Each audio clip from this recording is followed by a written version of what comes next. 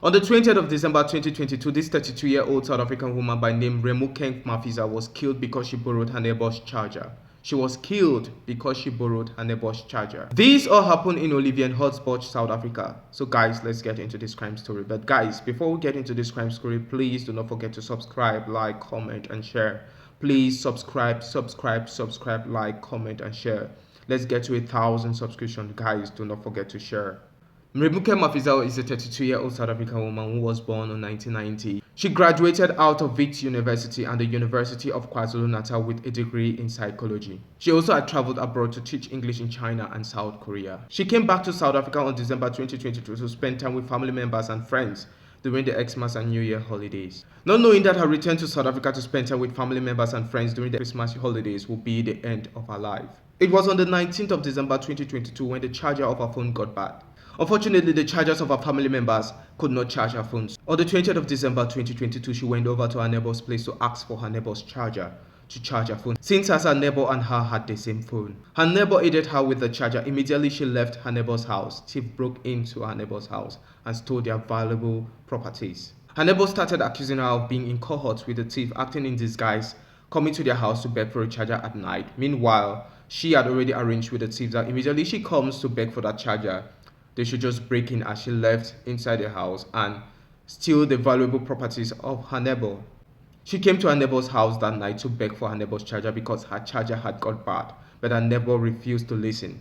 Her neighbor later on came with a vehicle with a group of men inside. As Remokeng Maphisa was going on her way to go get groceries for her family members, she was abducted and taken to a bush where she was beaten with sticks and a pistol iron. She was beaten brutally up to the extent she gave up the ghost. The police autopsy revealed that she was beaten up to the extent she had a broken arm, a broken nose, a broken spinal cord, and a broken neck. Remokeng Maphisa's uncle by name Ezekiel Maphisa and his wife Edith Maphisa have been looking for Remokeng since she left to go get groceries for the family.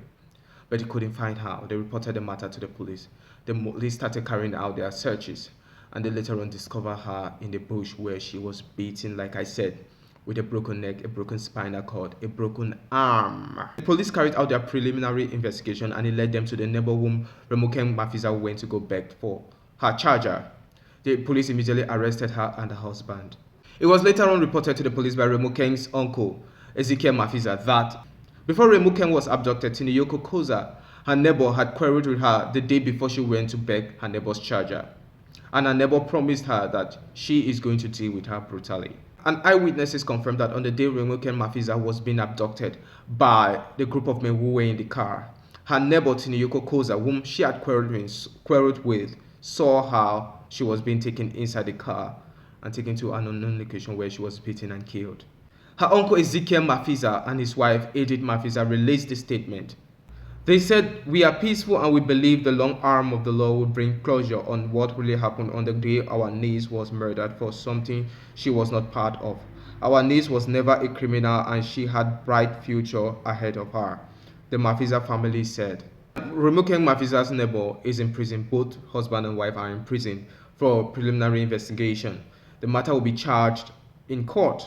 So guys, I'd like to get your thoughts of what you think about this crime case down at the comment section. So guys, now my analogy. So this is crazy. I know the only reason why that neighbor thought Remokeng Maphisa was the one who, ushered in, the thieves. Immediately she came to beg for the neighbor's charger to help charge her phone. The thief just came in. Immediately she left. They thought she was the one who ushered the thief because the neighbor and Remokeng had quarreled. And the neighbor promised Remokeng that she was going to deal with Remokeng. So the fact that Remokeng came to beg for her charger, of which she gave Remokeng and she left, and the thief took advantage of that the door was open and immediately came in and stole their valuable properties. She thought Remokeng had gotten in for her. The quarrel that they quarreled, Remokeng had not forgiven her.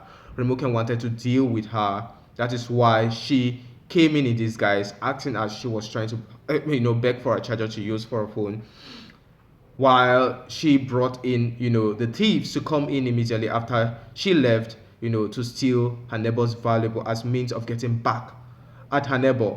I believe that is one of the reasons why they hired a gang of men to abduct Remokeng and beat Remokeng and then kill Remokeng, because Remokeng went too far with them.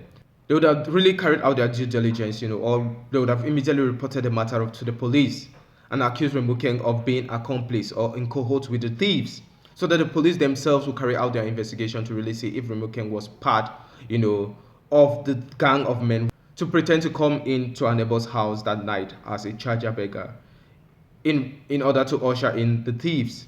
So the police would have carried out their investigation, but what went wrong is that these neighbors shouldn't have taken the laws into their hands. They shouldn't have taken the laws into their hands, because the fact that they hired a gang of men to abduct Remokeng, then beat her up to the extent she was killed with a broken neck, a broken spinal cord, a broken arm, that is life imprisonment. That is life imprisonment. Why? They should have just reported the matter to the police and reported Remokeng as the key, the key suspect of whom they think is behind, those who stole their valuables. They would have just reported, the police would have carried out their investigation. They wouldn't have been in trouble. But the fact that they went, took justice to their own hands and decided to abduct Remokeng up to the extent she was beaten and killed, it's crazy. So we should be careful not to let anger roll over us. There are times which anger will want to rise over you. You just need to take that deep breath. Like, breathe 10 times to calm yourself, then reason. Because if they had calmed themselves and not let anger take over them, they wouldn't have been in the situation of which they are right now. And now remokeng maphisa is dead. I know remokeng maphisa is so innocent. She never meant no harm. She came innocently to beg for a charger. That's her only sin, because she begged for her neighbor's charger. Then thieves took that opportunity. Immediately she left. They got into her neighbor's house, then stole their valuables. So guys, what do you all think about this crime case? It's crazy that a woman was killed simply because she went over to her neighbor's place to borrow her neighbor's charger. Because of that, she was killed. It's crazy. What are we becoming in this world? So guys, that is how we saw it on this crime case. Please subscribe, like, comment, and share. See you on the next one. I love you all, but know Jesus Christ loves you more. Stay safe and be blessed. Bye bye.